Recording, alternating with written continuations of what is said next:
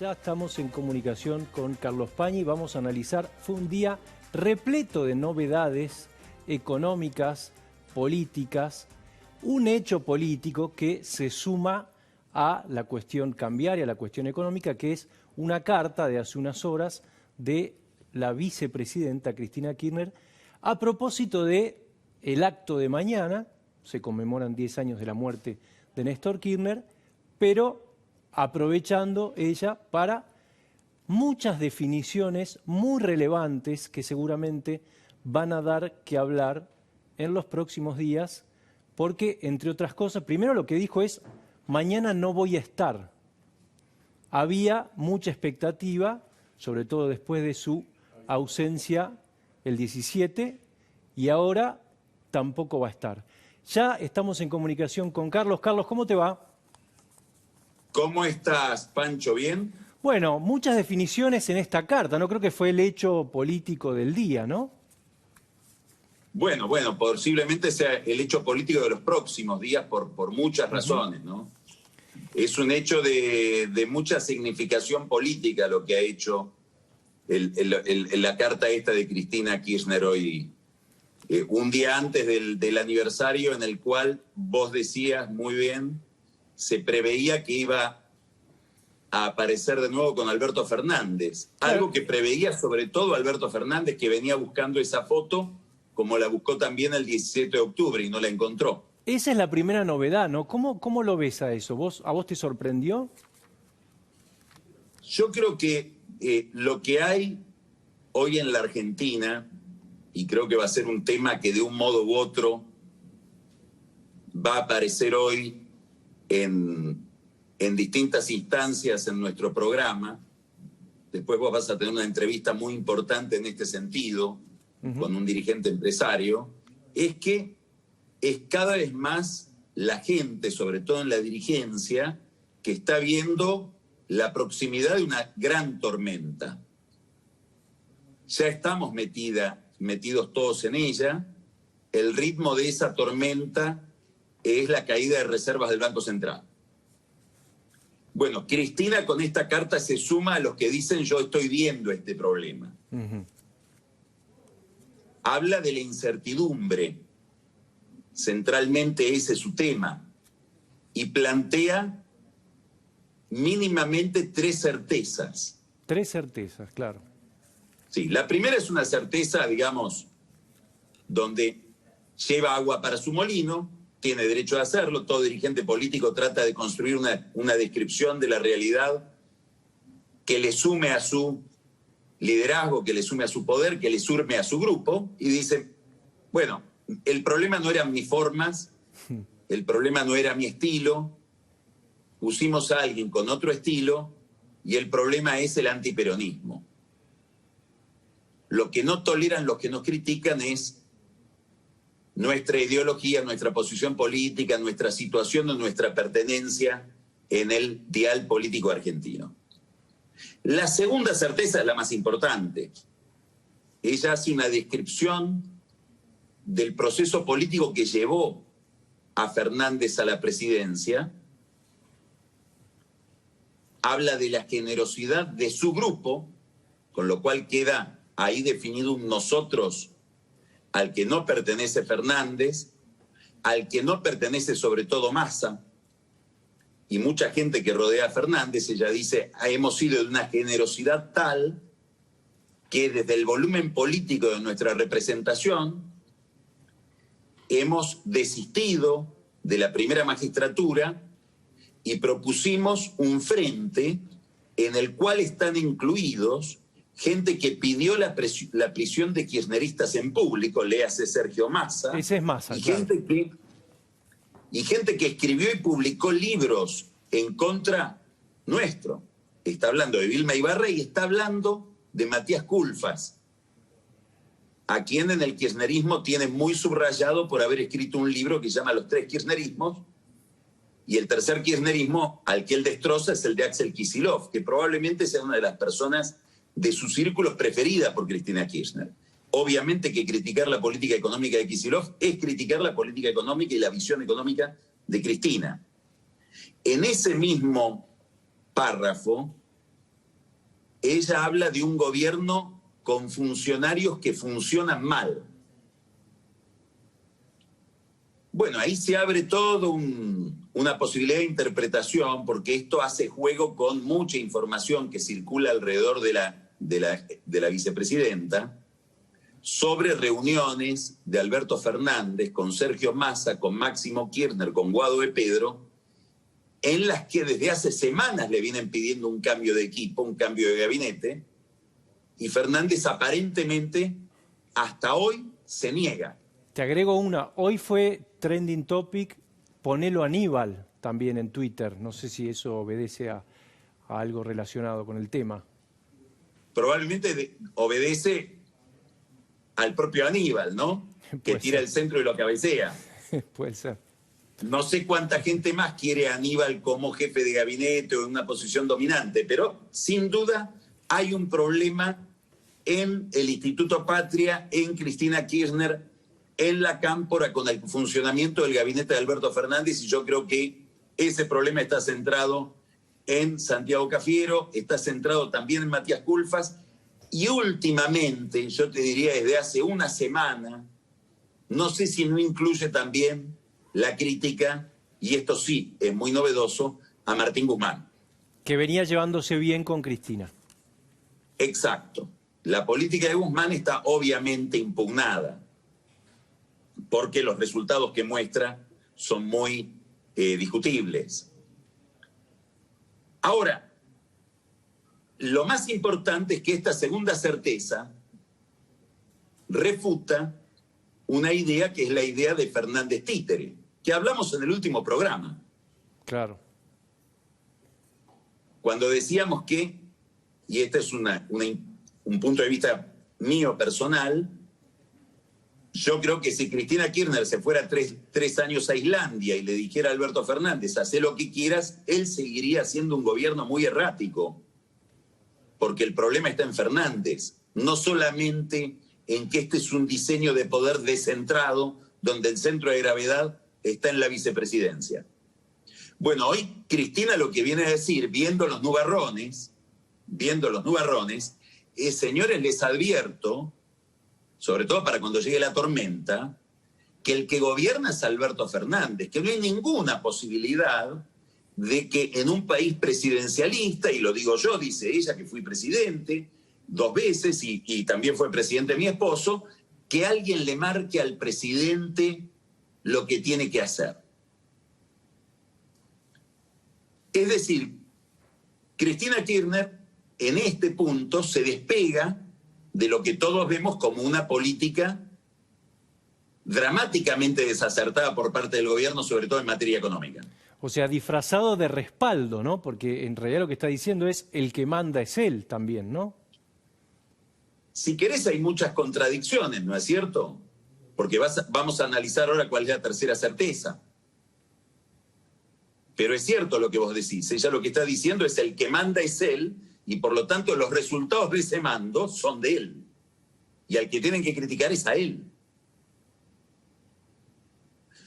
Ella le está hablando a su grupo y le está hablando a una cantidad de gente dentro de su grupo, creo que eminentemente a la Cámpora, que dicen, estamos viendo que tenemos un capital político nosotros, que Cristina es la principal accionista, pero que puso un gerente que por su mala praxis es capaz de liquidar ese capital político del que nosotros somos accionistas. O sea, ella es el problema que está. Ella está viendo que viene una crisis, claramente.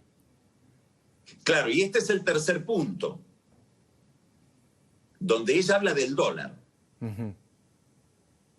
En toda la carta, obviamente, no cabe ninguna duda, no cabe esperar otra cosa, ella pone el centro del problema en Macri, y en el gobierno de Macri, uh-huh, y en la figura de Macri, a quien impugna por su gestión económica y por su gestión institucional. Esto ya sabemos, todos esos argumentos de Cristina Kirchner, donde ella le reprocha a Macri lo que Macri le reprocha a ella, poner en tela de juicio el Estado de Derecho. Pero después dice, el problema del dólar, y después en medio de una interpretación que después si querés nos podemos detener de cómo interpreta ella el problema del dólar, es un problema con el que nos hemos encontrado todos. Desde Perón en adelante. Habla de Tato Bores, un video que no lo nombra a Tato Bores, posiblemente porque Alejandro Borenstein, su hijo, es muy crítico de ella. Probablemente si eso no hubiera sido así, hubiera dicho Tato Bores, dice un reconocido cómico, actor cómico argentino, en el año 62, antes de que asuma Ilia, ya hablaba del problema del dólar. Dice Raúl Alfonsín, en aquel momento tendría pantalones cortos en Chascomús. Bueno, no sé si usaba pantalones cortos porque ya tenía 35 años en el 62, Alfonsín. Pero no importa. Lo que está diciendo es no tiene que ver con la hiperinflación. Acá hay un problema estructural con el dólar porque la Argentina tiene una economía bimonetaria. Y este problema no lo pude resolver yo teniendo una política económica correcta, dice ella. No lo pudo resolver Macri teniendo una política económica incorrecta. No lo puede resolver nadie. Y acá viene la novedad importante de esta carta. Acá viene lo inesperado. Esto solo se resuelve con un acuerdo nacional donde estén todos los sectores, enumera ella, políticos, empresariales, sindicales, subrayo esta palabra, Pancho, mediáticos. Ella sostiene que los medios de comunicación independientes son parte del problema, no de la solución. Esto es una concepción que ella tiene sobre la vida pública y que conocemos muy bien.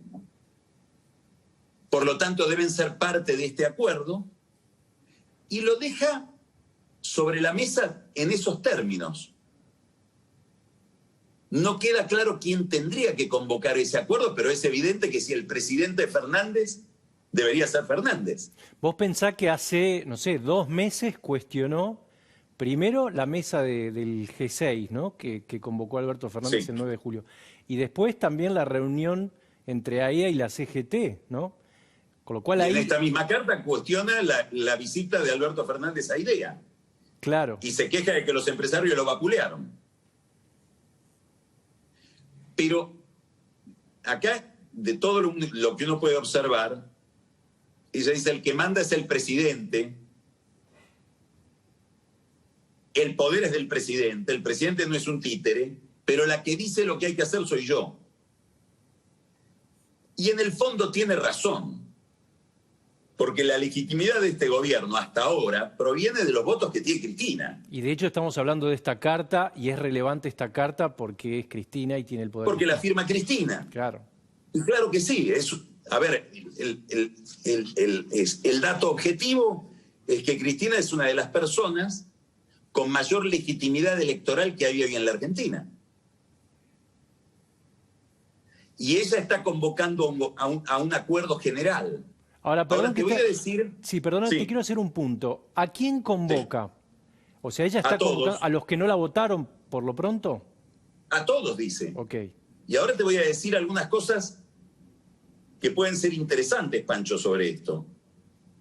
De manera absolutamente casual, a través de gente que no está en el centro de la escena,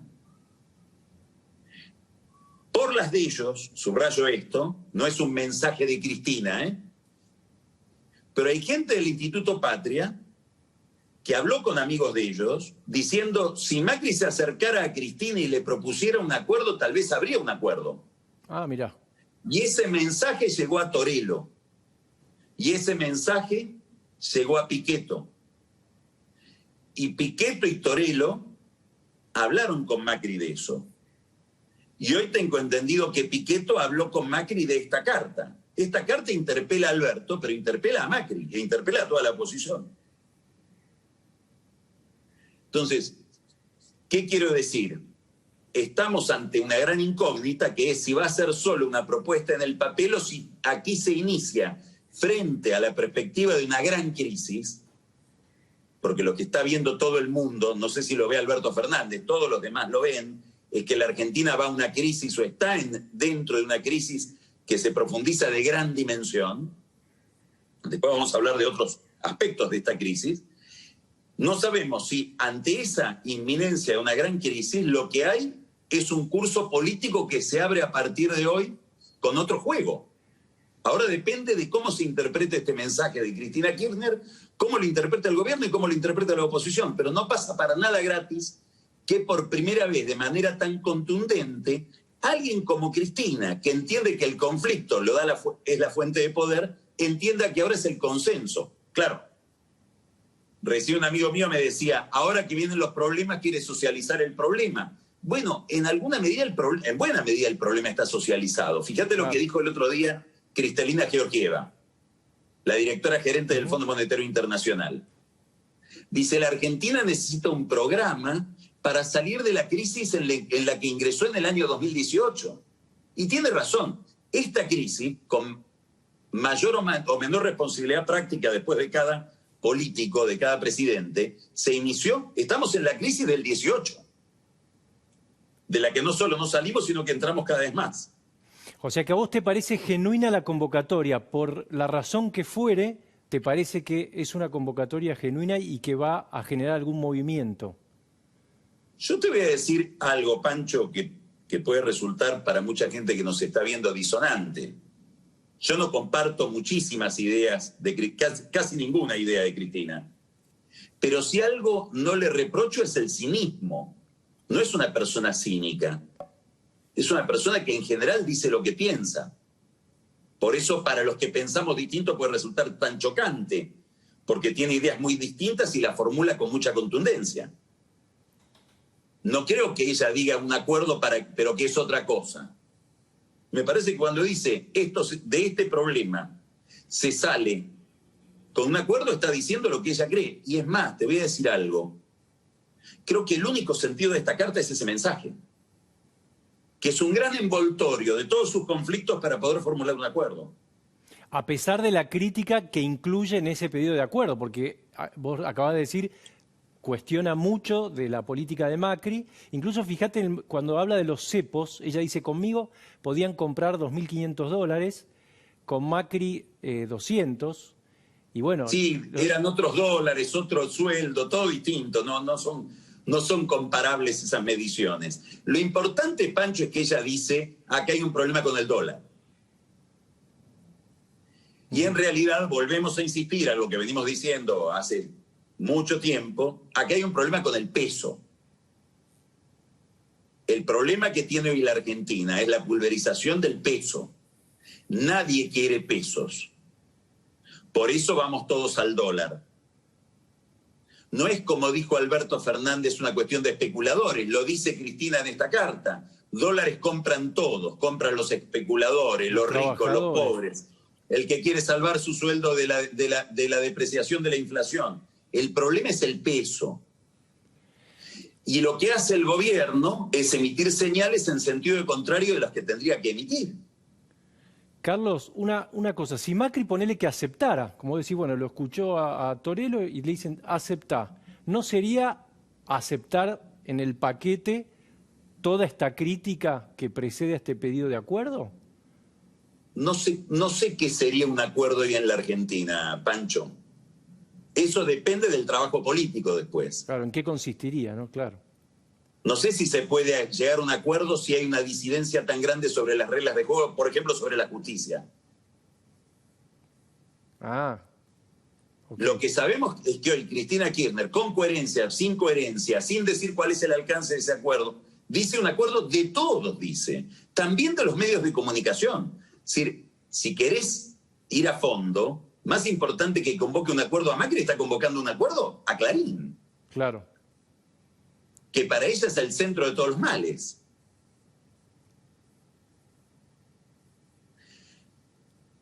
Vuelvo a lo que dijiste vos. Hace más o menos un mes, Alberto Fernández le dice a Héctor Daer, según publicó Horacio Berbitsky, ¿por qué te juntás con AEA que se enoja a Cristina? Bueno, ahora es Cristina la que les pide que se junten con AEA, aparentemente. ¿Y vos Vamos a ver ahora cómo asimila, cómo absorbe la dirigencia política y empresarial y sindical, etc. Claro.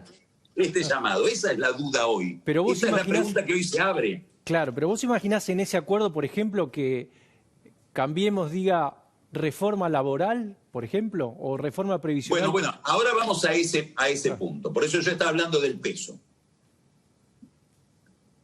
¿Qué es lo que importa en esto, Pancho? La interpretación. Si yo creo que faltan dólares, voy a tener una interpretación. Si yo creo que sobran pesos, voy a tener otra interpretación. Si sobran pesos, lo que me tiene que decir el gobierno es qué va a hacer con los pesos que sobran. Si me dice que va a emitir menos pesos, me va a tener que explicar cómo financia el déficit fiscal.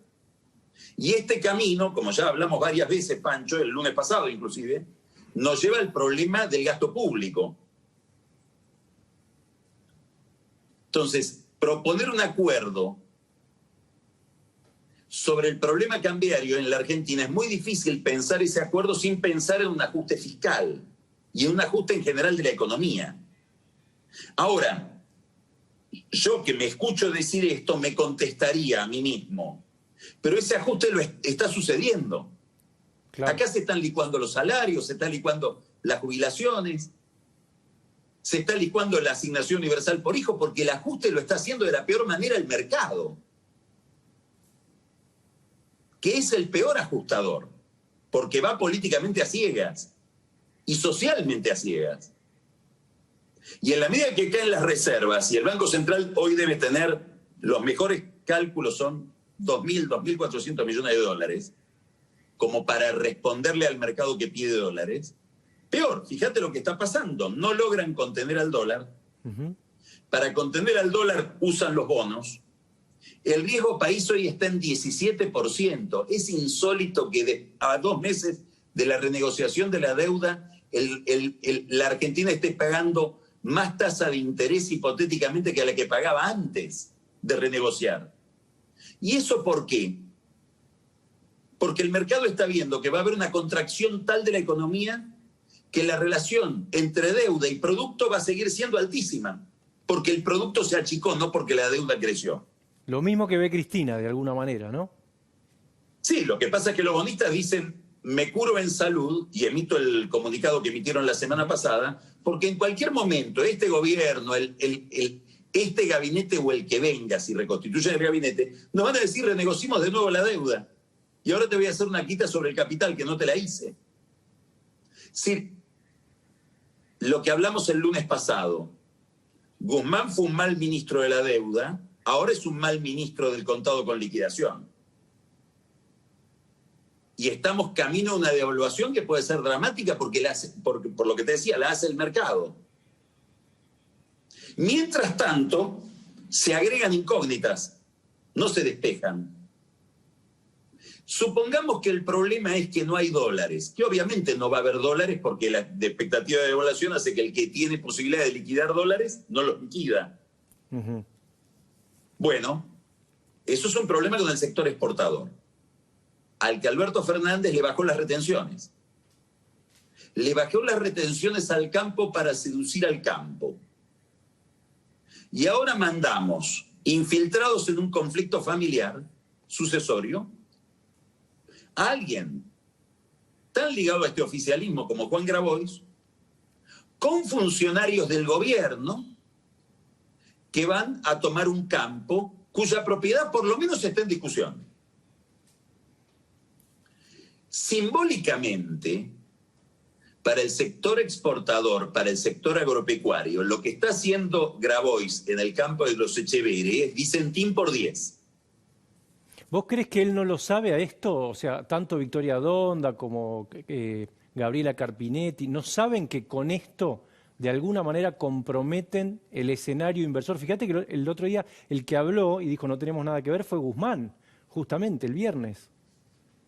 Yo te hago una pregunta previa, si saben o no saben. ¿Les interesa? Es decir, ¿quién cuida el interés general de este gobierno? ¿Quién ordena? Esa es la pregunta que uno se hace y Cristina te contesta. No soy yo, es Alberto. Si vos ves falta de coordinación acá, si no ves liderazgo político, no me mires a mí, míralo a Alberto. Ahora,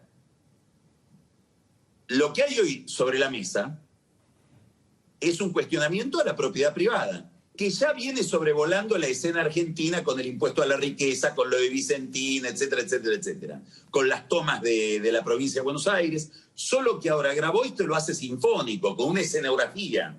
Claro. Ahora, ¿vos crees que a mí el otro día un petrolero, el viernes, me decía, sí, el presidente tiene que tomar cartas en el asunto, definirse, llamar a Grabois? ¿Vos crees que nadie lo llama a Grabois, por ejemplo? Yo creo que acá hay tres movimientos. Digamos, hay un grupo de gente, te lo voy a decir irónicamente, que apuesta a la devaluación. No es que apuesta económicamente a la devaluación. Apuesta políticamente a que acá la devaluación es inevitable y todo lo que eso significa. Una gran crisis. Uno es Massa. Massa.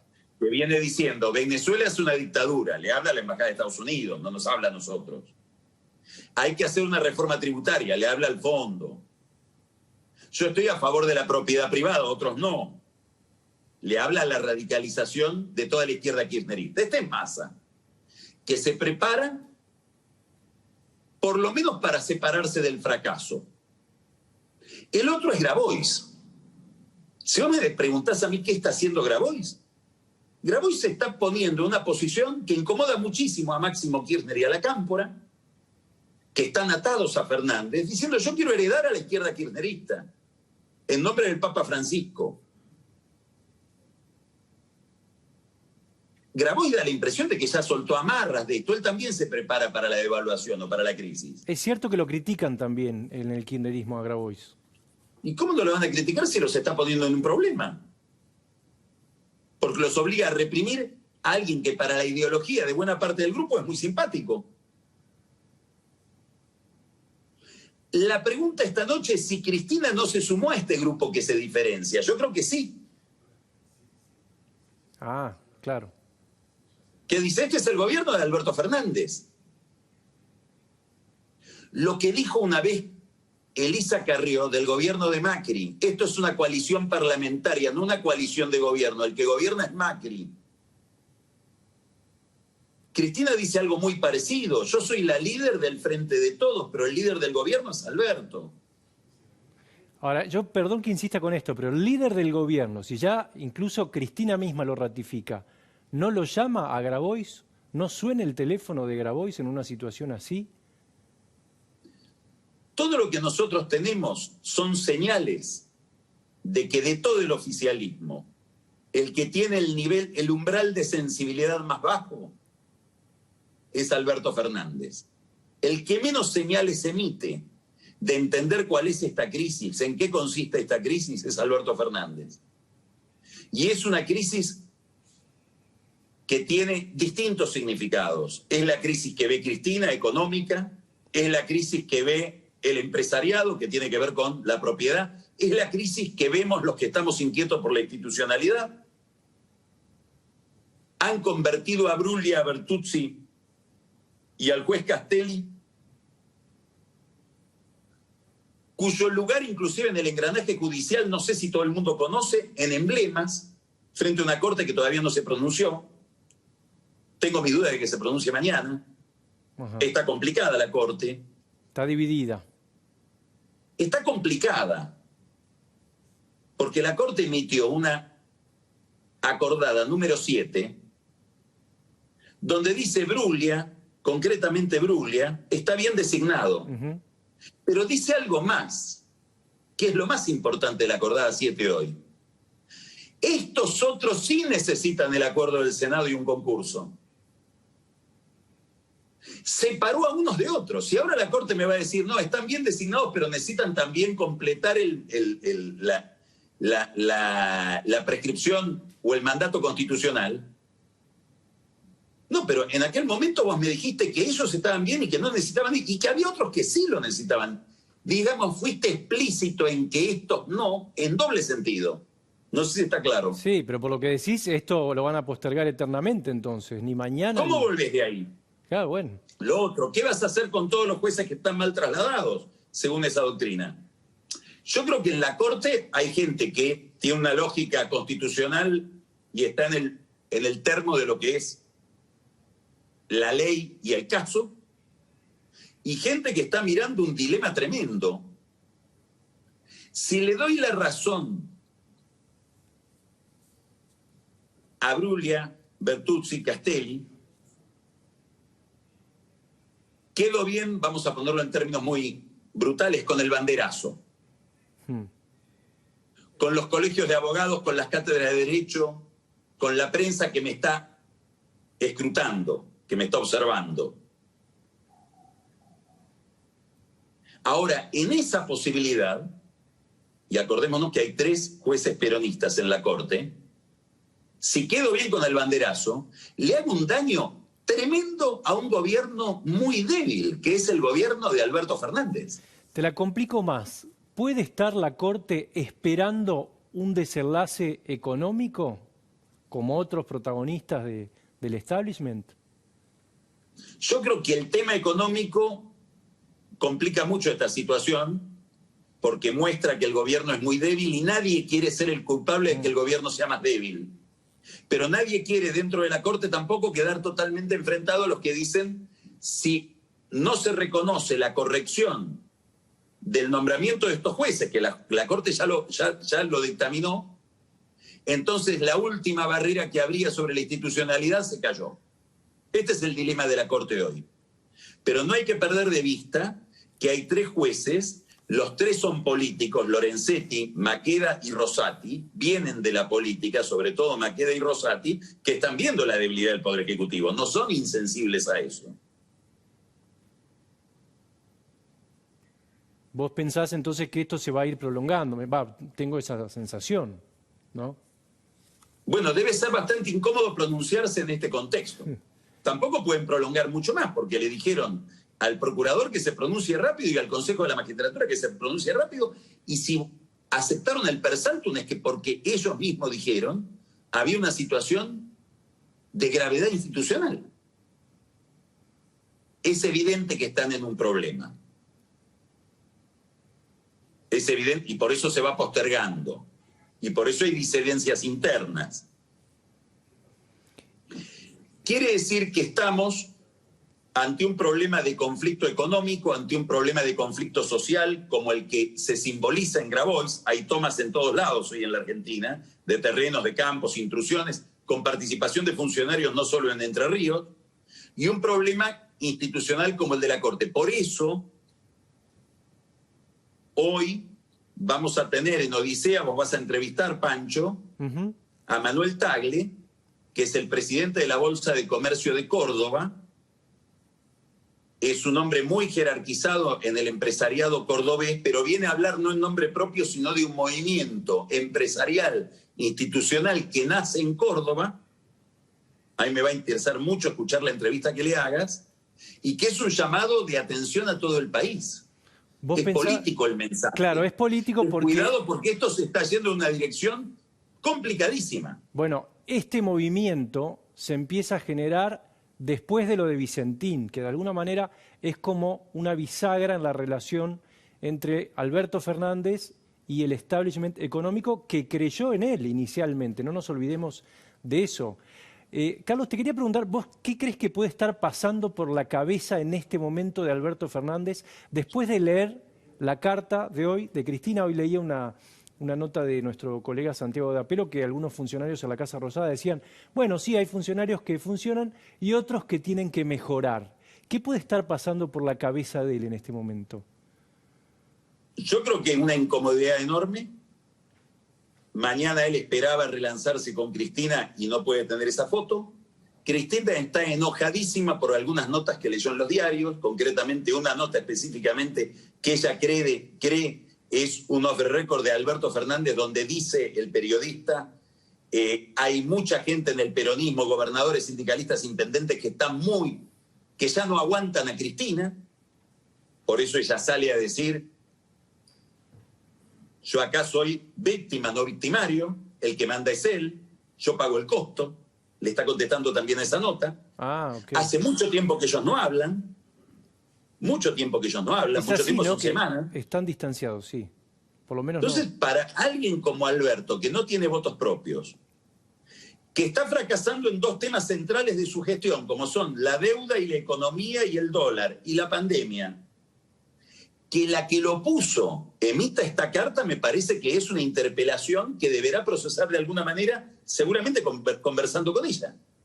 Porque además ella, el nivel de la crisis es tan importante que le da un mandato, tenés que acordar. ¿Te acordás lo que había dicho Beatriz Arlo? Había dicho, tengo un amigo que tiene este sueño. Un día Alberto Fernández se cansa, patea todo. ¿Crees que eso es, un delirio? ¿O en algún escenario puede entrar? Hay muchas hipótesis sobre eso, son fantasías. Alberto Fernández ya un día se fue de al lado de Cristina. El otro día recordó, nunca más me voy a ir, no me voy a volver a pelear. Por algo lo recordó, se lo dijo a Horacio Berbitsky en la entrevista. Me fui una vez, no me voy a Por volver algo a ir. se acordó de eso, por algo vuelve a jurar que no se va a ir. Están los que te dicen también que la única salida para este escenario es que se alineen la política económica con el poder político. A ver, en un mundo totalmente fantasioso, Cristina Kirchner reconoce que ella tiene la legitimidad, que ella tiene el poder, asume la política económica y en un gesto absolutamente inesperado, que tal vez no vaya con su personalidad, un gesto kirchneriano de Néstor o menemiano o de Alfonsín, de ese tipo de líder, da un giro hacia la derecha, envuelto en un discurso, por supuesto, de izquierda, y arregla el problema del peso, que es el problema que hay que arreglar. Hay otra forma de resolver esto, hay quienes te dicen la única forma es esa, porque el liderazgo lo tiene ella. Ahora es un liderazgo cuyo discurso, cuyas ideas van en contra de lo que pide la circunstancia económica, porque la soja no vale $600. Algo de eso hay en esto que ella está diciendo. Por primera vez habla de acuerdo. Pero ella, ¿vos crees que ella es consciente de esto y que es capaz Ella es consciente de que hay una crisis de gran dimensión que la obliga a emitir este mensaje de acuerdo incluyendo a todos? Eso no me cabe la menor duda. Es la noticia de esta noche. De un giro a la derecha no, o sí, o puede ser... No, eso es una fantasía que estoy planteando yo. Porque desde mi punto de vista es imposible en estas circunstancias económicas, si pretendés un acuerdo con el fondo, etcétera, hacer una política distribucionista, digamos, populista desde el punto de vista económico. La discusión hoy en la Argentina es si el ajuste lo hace el gobierno, lo hace la política o lo hace el mercado.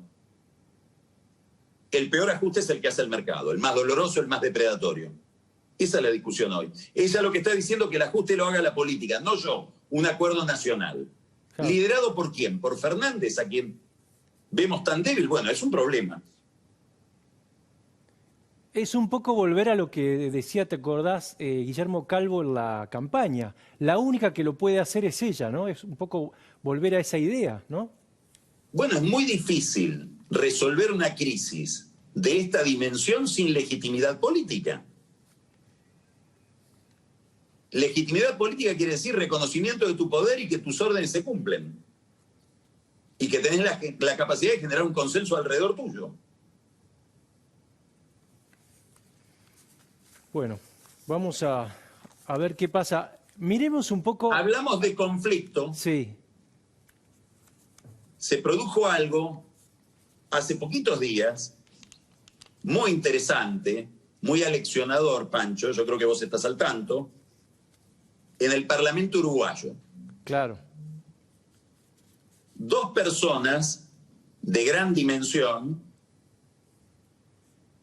uno el líder de la izquierda uruguaya, que es José Mujica, y el otro, a mi juicio, el político más importante que ha dado Uruguay en mucho tiempo y probablemente, seguramente, uno de los políticos más completos de América Latina, que es Julio Sanguinetti, dejan el Senado donde convivían. Los dos hacen un discurso de reconciliación. El de Sanguinetti me parece que es conmovedor y que tiene ideas muy interesantes para este momento de la Argentina. Antes de que vos vayas a la entrevista con Tagle, me gustaría compartir con los que nos están mirando párrafos de ese discurso de Sanguinetti. Dale. ¿Qué te parece? Dale, ¿lo tenemos? Dale, a ver, ponelo. Nuestro país cultivó su libertad, cultivó su tolerancia, vivió enormes enfrentamientos y grandes concordancias, que eso es lo más importante. Detrás de cada guerra hubo una amnistía. Detrás de cada guerra una pacificación. Y eso es lo que ha hecho del país lo que es. Y en la democracia es más importante salir que entrar, bajar que subir. porque en definitiva la democracia se basa, como siempre dice mi amigo Felipe González, en una ética de la derrota, en asumir en lo interior la verdad del voto popular. Así como para aquel que un día conquista el poder democrático, debe saber que su primera responsabilidad es el respeto a las minorías y el respeto a los derechos ciudadanos. Eso es lo que un día perdimos también, porque perdimos la libertad porque antes habíamos perdido la tolerancia. Debe ser por eso que hay empresarios que están mirando Uruguay, ¿no? Bueno, pero mirá lo que acaba de decir. Fíjate lo que acaba de decir Sanguinetti en ese discurso. Léelo con clave argentina. Léelo con la clave de la polarización, donde cada bloque del país paranoicamente piensa que todo se debe a que el otro está organizando el mal. Perdimos la libertad cuando perdimos la tolerancia. Y ahora fíjate este otro pasaje que termina brillantemente con una mención de su relación con Mujica y un final que quiero que disfrutemos todos, poético. Dale, ponelo. He servido toda mi vida y voy ahora a servir, porque eso es lo que me voy a dedicar justamente, a defender nuestra visión histórica, tantas veces tergiversada y a veces vilipendiada, a defender el republicanismo, la república laica, la concepción del Estado, de nuestro Estado, el que construyó Valle y el del cual somos constantemente reformistas, porque siento que desgraciadamente ha habido muchos fundamentalismos aún en la vida democrática y los fundamentalismos económicos han llevado a los marxistas a una patología. Esta es una hora de conciliación, esta es una hora de reafirmación democrática, esta es una hora en la cual todos tenemos que sentir que habiendo estado tan enfrentados como pudimos estar un día con Mujica, él desde una revolución armada, yo de los gobiernos que la combatían, hoy podemos decir con Octavio Paz que la inteligencia al fin se encarna, se reconcilian las dos mitades enemigas y vuelven a ser fuente, manantial de fábulas, hombre, árbol de imágenes, palabras que son flores, que son frutos, que son actos. Muchas gracias. Es el discurso que uno espera en una pandemia, ¿no? Por lo pronto. Bueno, sí. Y la conexión que él hace entre acuerdo y palabra, ¿no? Dice la posibilidad de dialogar. En el fondo ese es el problema, la posibilidad de que la palabra tenga algún sentido en el intercambio de ideas y en la construcción de un proyecto común. Bueno, yo quería que este fuera el homenaje de Odisea a Sanguinetti, por quien tenemos un enorme aprecio, nos distingue muy frecuentemente con sus ideas. Me alegró mucho poder compartirlo con vos, Pancho, y con los que nos están mirando. Y me parece que lo que acaba de decir Sanguinetti es el contexto perfecto para que empieces tu conversación con Manuel Tagle. Ahí está, bueno, vamos a ir a esa conversación. Y ver qué es lo que nos dicen los cordobeses de esta escena. ¿Querés agregar algo para eso y ya te despedimos? No, solamente subrayar que lo que vamos a ver ahora es más que la opinión de un empresario, me parece que es una preocupación política de un empresario importante y ojalá sea el comienzo de un movimiento nacido desde la sociedad en la dirección de las preocupaciones que hemos expresado ahora. Gracias, Carlos. Un abrazo. Un abrazo, Pancho.